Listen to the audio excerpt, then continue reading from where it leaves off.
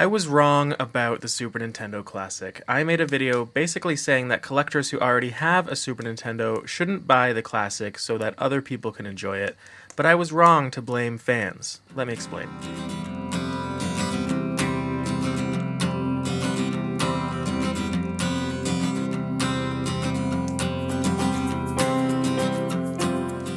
What I had right was the problem. What I had very wrong was who to blame and who should be responsible for fixing it. The problem is shortages.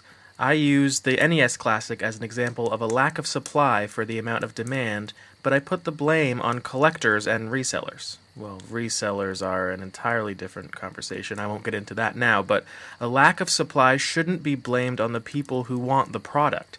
It's on the people selling the product. And this wasn't the first shortage from Nintendo, not even close. There's currently an issue with the availability of the Nintendo Switch and with Amiibo. Plus, there were huge issues with the launch of the Nintendo Wii. This is an ongoing issue with Nintendo that goes back almost 30 years. Just watch this ABC clip from 1988.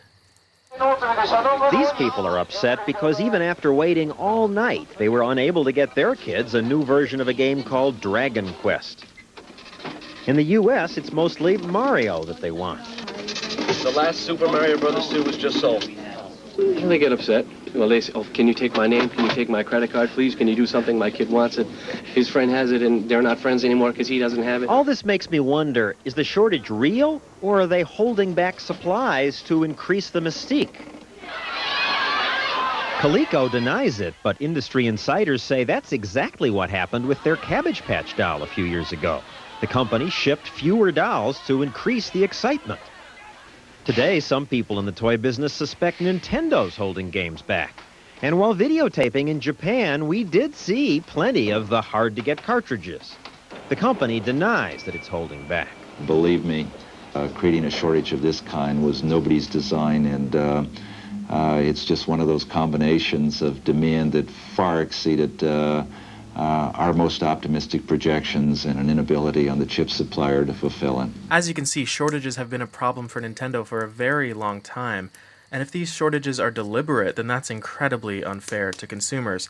And if it's an issue with manufacturing or distribution, I have to think that Nintendo is a big enough company to be able to fix the problem when it keeps happening year after year and release after release. So I go back on what I said in my last video about the SNES Classic.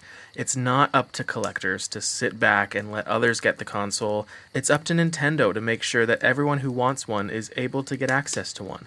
That means fanatics and casual gamers, as well as people who have never played a Super Nintendo but are interested to try it. They should all have access. We shouldn't have to ration ourselves and figure out who deserves one over others.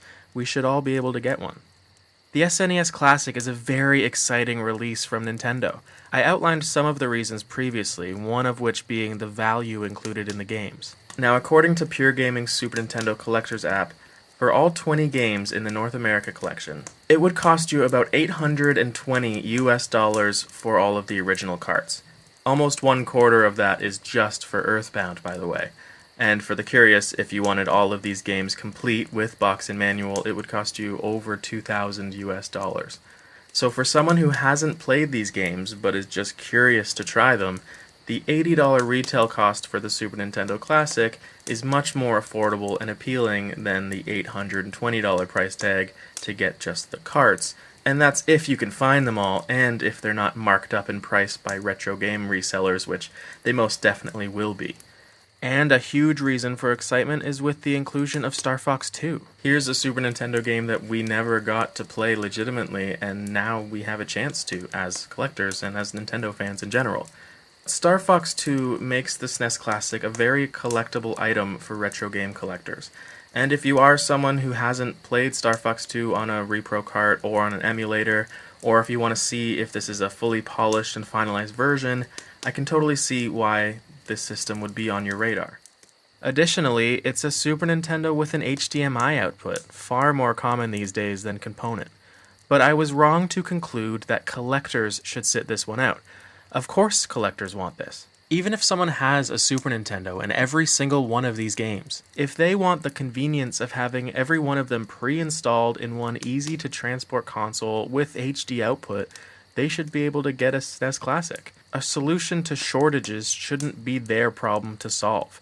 The solution is the responsibility of Nintendo to make sure there are enough Super Nintendo Classic consoles available to everyone who is looking to buy one without resorting to ridiculously marked up listings from resellers.